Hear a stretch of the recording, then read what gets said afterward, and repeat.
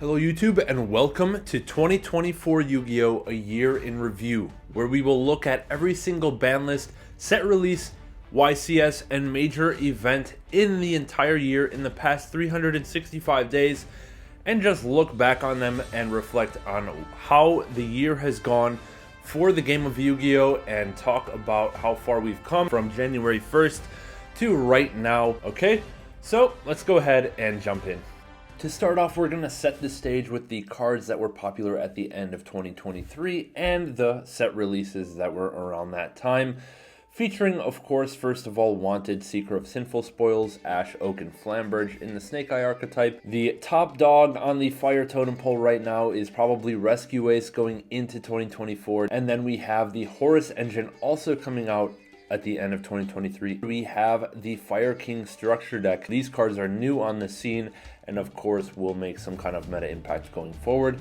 And then we also have Valiant Smashers coming in at the end of the year, introducing the Memento archetype and then the Centurion archetype as well. So that sets the stage of where we are going into 2024. Now let's start with the first major event of the year, which we don't have to wait long at all. It occurs on January 1st, 2024.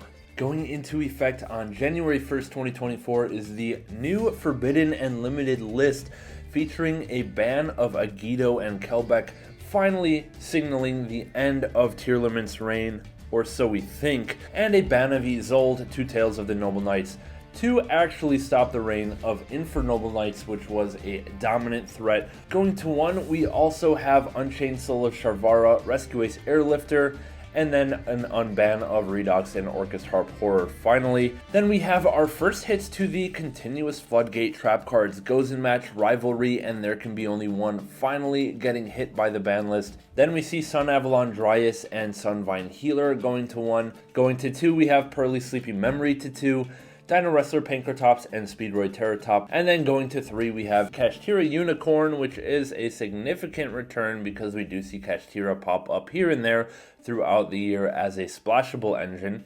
We have Mind Control, Spellbook of Judgment, Upstart, Pot of Desires, and Sprite Starter, all going to three. The only real impactful card here is Pot of Desires, maybe in a few decks sprinkled in throughout the year. So this essentially sets up a new format at the very beginning of 2024. Let's see how this affects the first major event of the year. The next set release is Maze of Millennia on January 17th. And this set features a lot of weird cards, a lot of kind of unused cards, but I guess a notable one is the Earthbound Immortal package. And then we also have cards like the Fighting Flame Swordsman and all the Flame Swordsman type of archetype. We have reprints of the Rescue Ace cards, which were formerly around $50 at the time of reprint. So a reprint of Hydrant and Turbulence were very appreciated by the player base. But the singular impactful card of Maze of Millennia by far is Bonfire, which is a searcher for a level 4 or lower pyro monster. And this card, everyone knows, is going to be a major meta relevant card for the coming year. With the dawn of Snake Eye coming in, this is the starter for the searcher for the Snake Eye starter. And then also we'll see Bonfire popping up later on in 2024 because it searches, of course, Centurion cards and Ryziel cards near the end of the year. The first major YCS of the year is the Latin America Remote Duel YCS.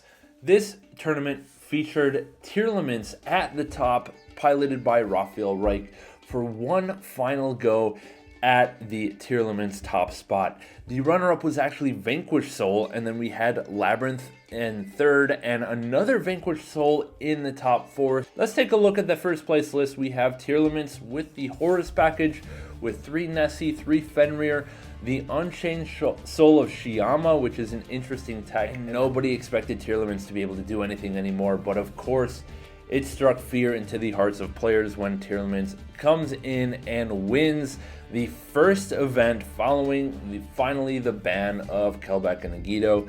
And we thought, oh my gosh, we are in for another run of Tearlament's strongest deck. But as we'll see for the next event, that is definitely not the case. February 9th, 2024 featured the release of Phantom Nightmare, which had an immediate meta impact with the release of Snake Eyes Poplar, which would shape the format for basically the entire year. Between Poplar and Promethean Princess, the fire decks would dominate because they would have so much support, so much power and consistency that no other deck could really keep up with it.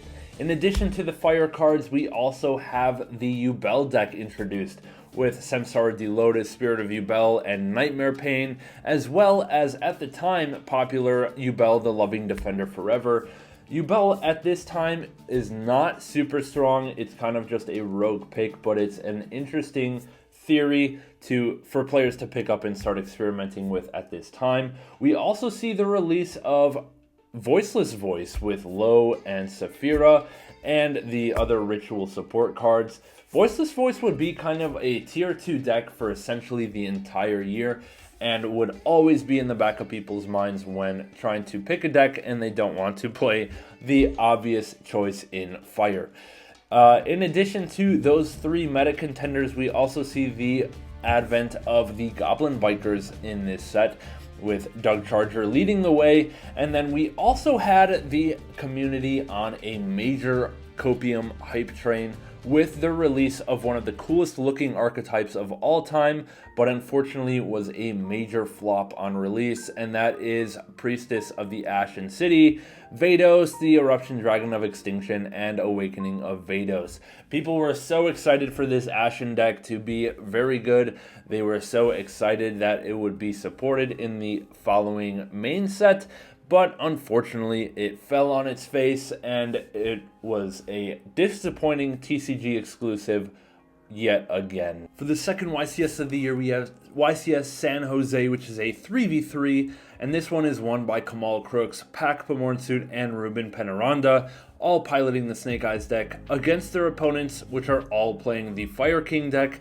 And then notably in the top four, both the third and fourth teams featured players on Voiceless Voice. So we do have a little bit of diversity in the format, but really it's Snake Eye dominating the scene, and it's going to set the stage for the coming months.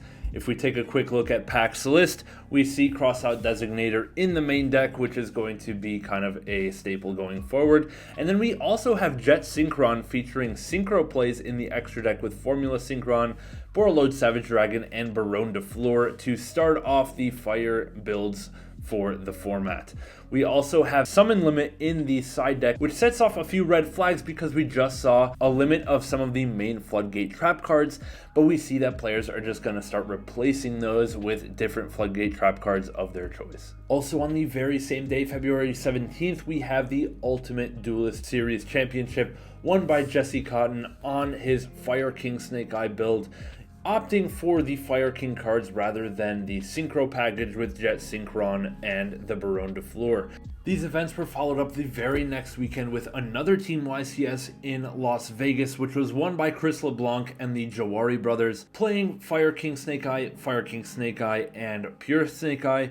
And in the top 12 players on the top 4 teams, we had essentially 5 Fire King Snake Eyes, 6 Pure Snake Eyes, and 1 Voiceless Voice player. So we can really see the Year of Fire really start to take hold. From here on, we have a string of YCSs, starting off with YCS Sydney, which took place on March 9th of the year. And this one, again, was won by Snake Eyes with a few other cool decks in the top 32, including Pure Kashtira, Voiceless Voice, and Fluanderies. If we take a look at the winning deck list, it's pretty standard. We're playing the Jet Synchron package with the 3 Synchro monsters in the extra deck. We also see Lullaby of Obedience make an appearance in the side deck, which is a really powerful card for the mirror match. About 3 weeks after YCS Sydney, we had YCS Medellin on March 30th, 2024, where Christian Urena takes first place on his Pure Snake Eye list, featuring a Jet Synchron and Synchro package. He defeated runner-up playing Runic Stun, and the rest of the meta was essentially Snake Eyes and fire decks with a few random decks scattered throughout. 2 weeks following that, we had YCS Guadalajara, where we would see once again Christian Urena taking back-to-back YCS titles, piloting basically the same Snake Eyes pure list with just a few changes in the side deck. This time the overall count in the top 32 was dominated by Snake Eye, Fire King, Voiceless Voice, and Runic Stun. And this YCS would basically wrap up the format as we know it until we get another ban list to shake up the meta. The second Forbidden and Limited list of the year goes into effect on April 15th, 2024, and this one features hits directly to the topping strategy at the time, which is the Snake Eye deck with the Synchro package. And we see hits here to Linkuriboh, and then we have Baronne de Fleur, Borreload, Savage Dragon, and Summon Limit all getting banned, all features of the Snake Eye deck as well as other decks throughout the format.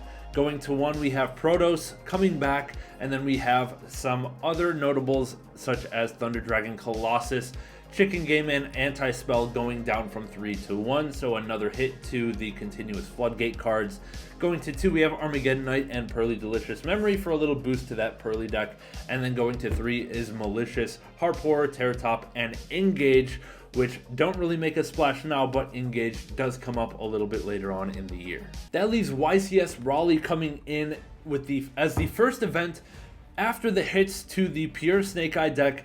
Everyone expects the Fire King Snake Eye deck to now be the way to go, and what do we get?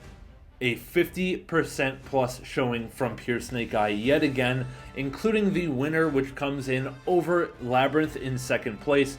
But the winner is now playing still the Synchro package, but with Psyframe Lord Omega and Bestial Dispatter as the synchros of choice. Linkuriboh is replaced with Relinquished Anima. There's the one Anti-Spell Fragrance in the side instead of the summon limits, and essentially we are in the same place as we started. The ban list did not do enough to hit the pure Snake Eye deck, and we continue to see its dominance. Following YCS Raleigh on April 25th, we have Legacy of Destruction featuring 2 new huge meta threats. The first of which is the Tenpai Dragon strategy, where we have the first wave of Tenpai Dragon support, and this immediately has a huge effect on deck building going forward. And in addition to Tenpai, we have Yubel fully rounding out and becoming a deck with Nightmare Throne and Gruesome Grey Squirmer to really push this deck up over the top, featuring as well part of the Yubel strategy, Varudras, Final Bringer of End Times, to really give the end board that final punch that it needs. Legacy of Destruction also features a lot of interesting decks such as the Shining Sarcophagus strategy, which never really became a meta-relevant threat. We have the Melodious support cards, which did make a little bit of a splash, and then we have the Ragnarika cards, which made a little bit of note in the plant decks for our dedicated plant players of the game. And then we also have the Nightmare Apprentice and Diabelle's Original Sin Keeper to give Chimera a little bit of a boost. Notably for the fire decks, they get support as well with Snake Eyes Diabelle Star, really making the field spell a powerhouse and an extender. And then we also want to note that Memento gets a couple of support cards, including Memento Infusion, and we'll notice that as we go throughout the year, Memento will get a couple cards every set and really push that deck up the tier list and make it a meta-relevant contender. So that's Legacy Destruction on April 25th. Let's see how it affects the next event. First YCS of the new format is YCS Rio de Janeiro on May 4th of 2024. And this one, again, is still dominated by the fire decks, but we do have some new innovation at least to take a look at. Coming into the top 32, 14 Snake Eyes still, but we have Tenpai Dragon making a showing with 4 slots, as well as Melodious Pure making 1 top 8 spot as well, to introduce kind of a new deck to think about into the format. If we look at the winning deck by Raphael Reich, we see Kashtira making its appearance as a splashable engine within the Snake Eye strategy. But I do want to take a quick look at the second place deck, which was Melodious Snake Eye, which was a new kind of innovation on the scene. This one piloted by Ruben Penaranda, where we see a small Melodious package with Ostinato as the main card of choice here to bridge into the Snake Eye deck using Inferno Flame Banshee. Following the release of Rarity Collection 2, which was an awesome reprint set on May 24th, we had YCS Indianapolis coming in on June 1st, 2024, again dominated by Snake Eyes, which took 7 of the top 8 slots and 20 of the top 32, and this event was won by Paulo Goncalves da Silva, who won using the Snake Eye deck with the Kashtira package splashed in. June 21st featured the release of Battles of Legend Terminal's Revenge, which introduced a couple new meta threats to the metagame. Starting off, we have Ritual Beasts, because it got new support cards, notably in Lara and Nochio Drago for the extra deck, as well as reprints for most of their archetype. We also have Ice Barriers coming in with Lancia, Ancestral Dragon, and then a couple other interesting options such as Mirror Mage, which makes a splash in Sprite, which were also notably reprinted in this set. Then we have Infernoid with Flood and Evil, but Infernoid never really took off in the meta, and the most meta-relevant card in this entire set by far is Phantom of Yubel, which was the last piece Yubel needed to put itself over the top to be considered as a meta contender, and we'll see that as we go into the Continental Championships, NAWCQ, EUWCQ, and such. Yubel will definitely give the Fire King and Snake Eye deck a run for its money when it comes to competing for the top slots. And now we head into the Continental Championship season, starting off with the Central America Championship on June 21st, which was won by Luis Rosas, piloting, you guessed it, the Snake Eye deck. We have 22 Snake Eye slots in the top 64, alongside 11 Tenpai decks, 3 Melodious decks, where we have Melodious actually coming in second in this event, and then we have 5 Yubel decks coming in, kind of peeking its head and making a little bit of a splash, but not quite to the level that we expected to compete with Snake Eye. Taking a look at the top deck list, it's pretty much standard. We do have Crossout Designator in the main, no more Synchro package is to be seen, and no Fire King cards either. We do see 3 Skill Drain, however, in the side deck, and we're going to notice that Skill Drain becomes a side deck staple when it comes to playing the Snake Eye deck. Next, we have the South American Continental Championship on the following weekend on June 28th. In this one, we have quite a range of topping decks, but once again, we are dominated by Snake Eye. However, Snake Eye does not win this event. We have a Rogue deck that had 1 slot in the top 64 take the event, and that is with Sprite. We have Sprite winning the event, featuring the Mirror Mage of the Ice Barrier that just came out in Battles of Legend Terminal's Revenge to summon out the Totally Awesome from the extra deck to start the plays. Also on the exact same day, across the globe, we have the Oceanic WCQ for 2024 on June 28th. This one, again, dominated by Snake Eye, and it is won by Snake Eye, but notably we have Despia coming in second place with 4 slots in the top 64. We'll see a fairly standard Snake Eye deck, but we do have the Jet Synchron making an appearance yet again, and we have a Blazing Phoenix Bombardment Bird in the extra deck, which I assume is used as a time card. So very interesting tech choices from the winner of the Oceanic Championship. Now, before we're able to head into the NAWCQ and EUWCQ, we have perhaps the most influential set of the year, perhaps one of the most influential sets of all time in Infinite Forbidden. Let's go ahead and take a look. Starting off with the first card, Moltrami Perulia, which is a total game changer for going second decks, being able to draw into your engine and into your non-engine as your opponent continues. Also, of course, I'm not going to dance around it, we have the Fiendsmith engine, which is one of the most powerful engines ever created. We get Engraver, we get Requiem, we get Lacrima right off the bat, which are dominant meta threats. The availability and the splashability of this engine to combine with Beatrice, to combine with Floodgates, to kind of send your engine to the graveyard, bring it back with Promethean Princess is unparalleled. But unknown until the day, a couple days before the NAWCQ event, we also get TCG exclusives, which are complete format changers with Aerial Eater, which sends a fiend from the deck to the grave, as well as it uses itself as an extender. And then we have Necroquit Princess, which essentially turbos the Fiendsmith engine into an additional body. We also get Moon of the Closed Heaven and OCG Import, which means that any two monsters can become a Light Fiend, which will get you into the Requiem once again. This engine completely changes how the game is played throughout the rest of the year, and it's still true today. The Fiendsmith engine is unparalleled when it comes to its impact on the game.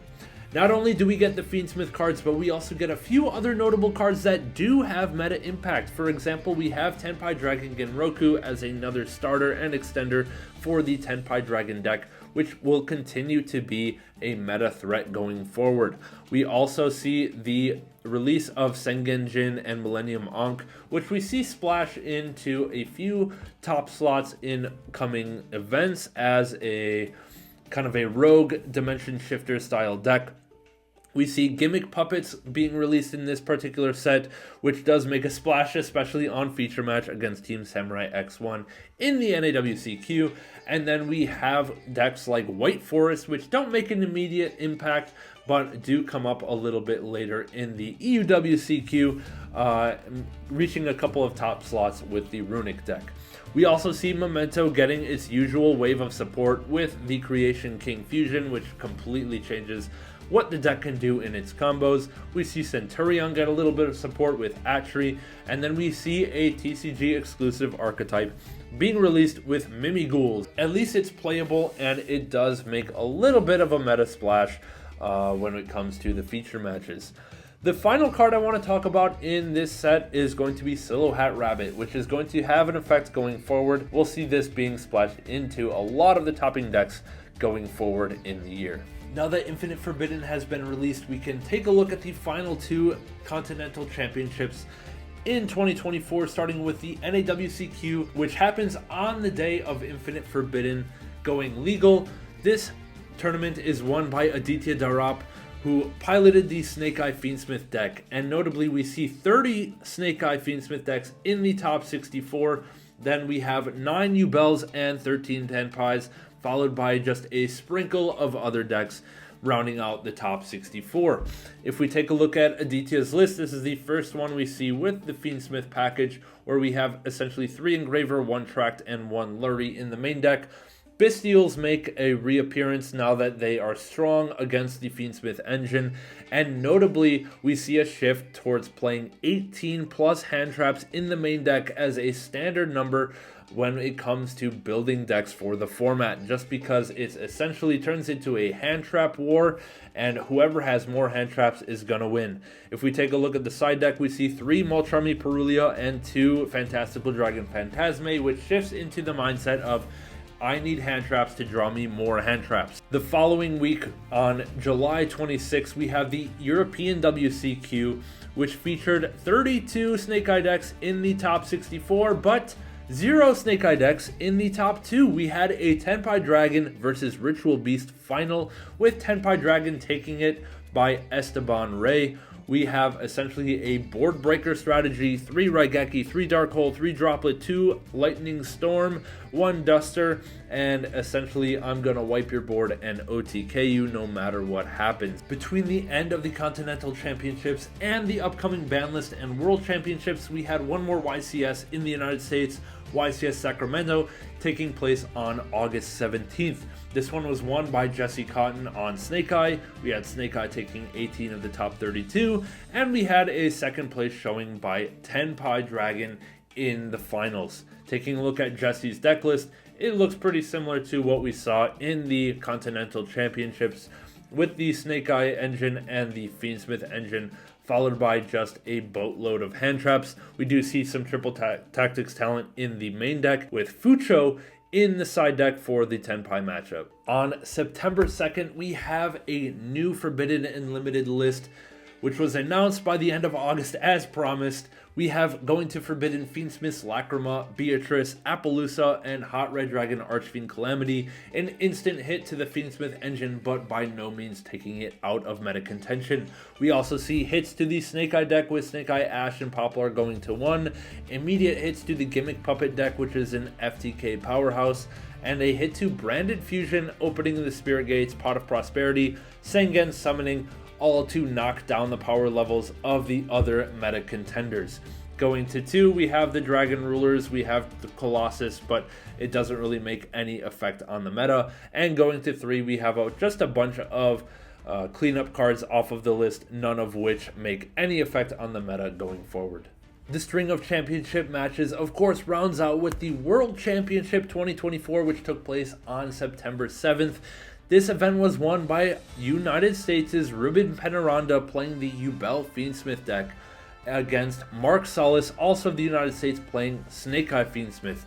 We can take a look at Ruben's deck here, which is a 50 card yugioh list, and it may look a little bit different because there is a different ban list in effect. We have no TCG exclusive fusions in the extra like Necroquip and Aerial Eater, but we're still able to get through with Lacrima and Beatrice nonetheless. I also want to note the Master Duel World Championships occurring on the same day was won by Team 7, which featured Jesse Cotton, Raymond Dye, and Ryan Yu, each piloting an assortment of decks, who won against the runner-ups and the defending world champions, Snipe Hunters, with Emra, Quantal, and Joshua Schmidt, each playing their own assortment of decks. Following the ban list and the World Championships, we had the Dueling Mirrors Megaton released on September 19th, followed by 3 YCSs in the format. Starting off with YCS Lille on September 28th, won by Noel Hamill.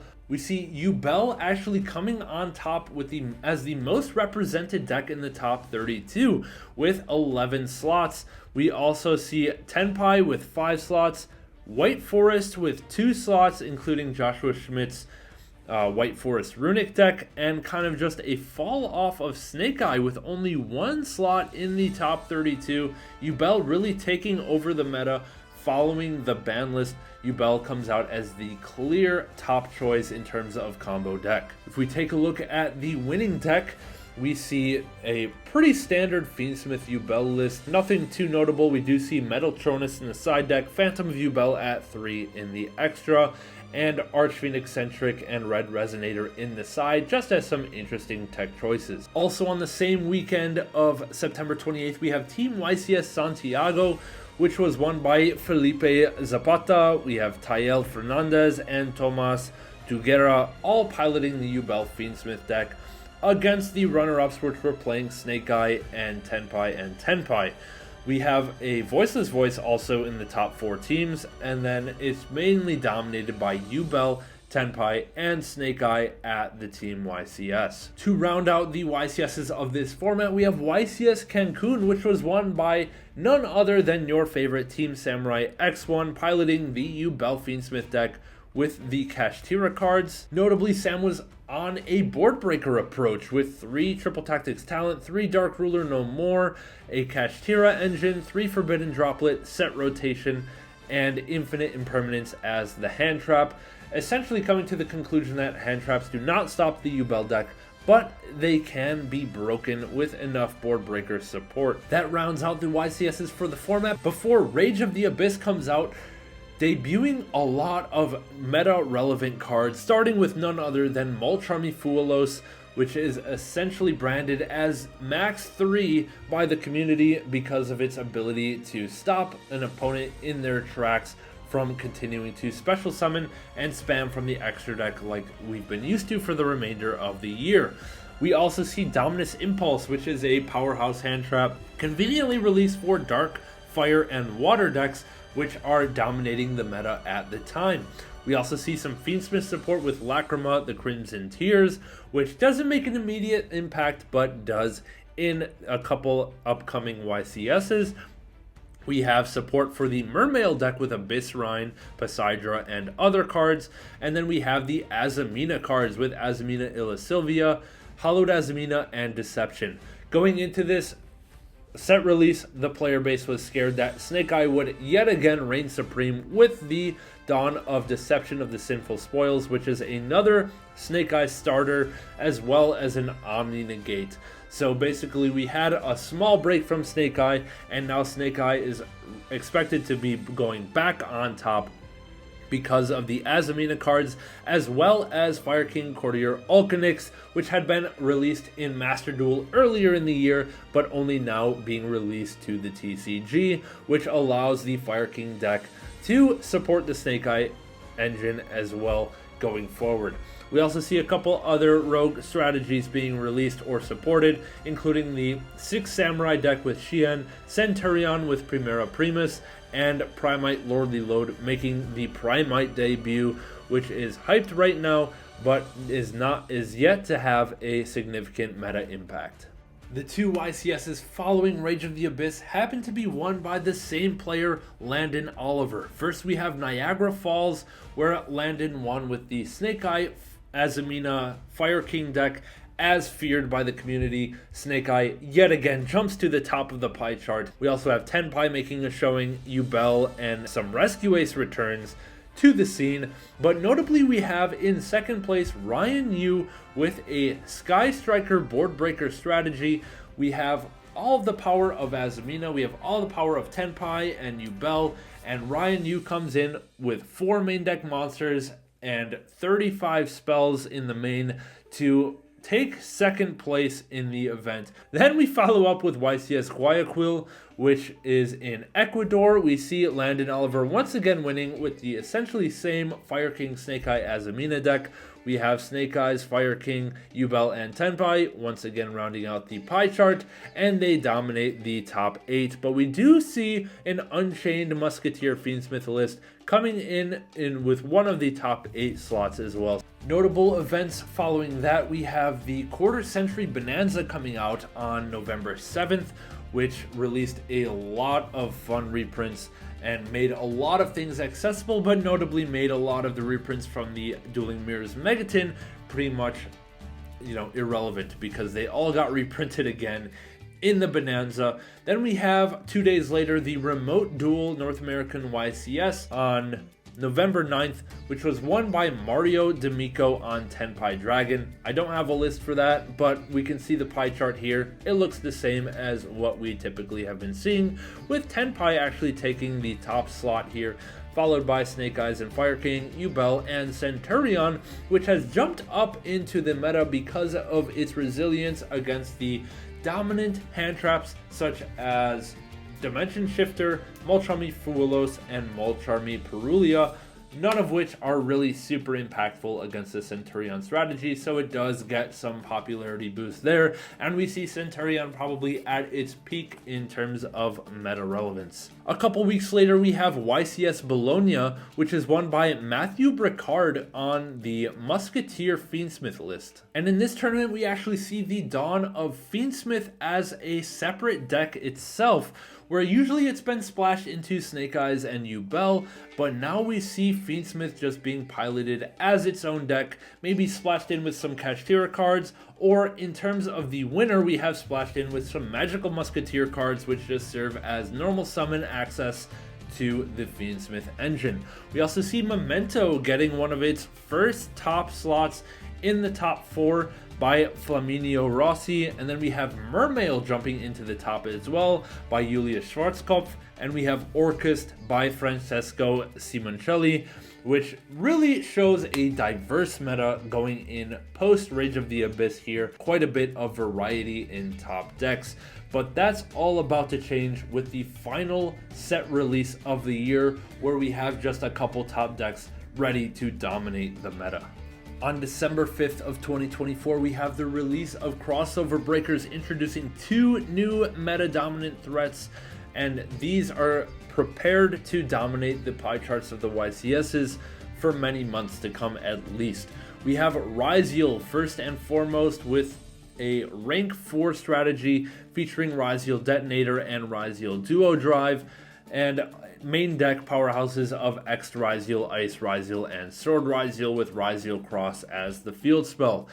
As another meta contender for now, we have Malice coming in as a new Cyberse Link strategy with Dormouse, White Rabbit, and Chessy Cat in the main deck, and White Binder, Red Ransom, and Heart's Cryptor in the extra.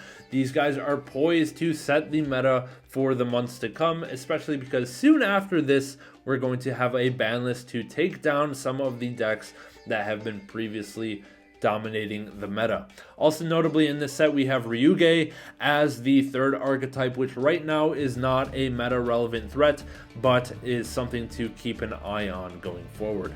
In the first YCS of the new format and final YCS of the year, we see Ryzeal and Malice coming right in and taking the 2 top slots of the pie chart, with 14 Ryzeals in the top 32, 7 Malices in the top 32, and with a final cry from Tenpai, we have Tenpai getting second place to none other than Triff Gaming's Steven Trifanowski Ryzeal Fiendsmith first place deck list. This deck list essentially features 3 of all the good Ryzeal cards, 3 of all the good Fiendsmith cards, with the Evilswarm Exciton Knight to bridge the 2 archetypes. But the event does not end there. Following Triff's victory, we have a live announcement of the new Forbidden and Limited list at the end of the YCS, which went into effect the night of the YCS. So we have going to ban Original Sinful Spoil Snake Eye, signaling the end, finally, of the Snake Eye strategy.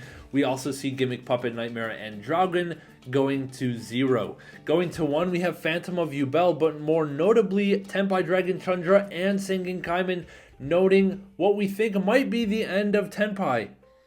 But as of recent results, I think Tenpai might still be around and here to fight. Going to semi-limited is a bunch of cards that don't need to be on the list anymore. And going to 3, we have all of the Dragon Rulers, Dino Wrestler Pankratops, Rescue Ace Airlifter, Colossus, Ib, and opening of the Spirit Gates to give Yubel just another boost to be able to potentially stand up to the Ryzeal and Malice threats coming into the format. And that's where we're at now in 2024, ending off with the final YCS won by Triff, ending off with a new set crossover breakers to define the new meta, and ending off with a Forbidden and Limited list to be out with the old and in with the new. If you guys enjoyed this video, please leave a like, subscribe to the channel as well. Leave a comment on what your favorite part of the year was in terms of Yu-Gi-Oh! And let me know what you want to see going forward on the channel. I hope you enjoy this, and I hope to see you in the next one. We'll see you soon.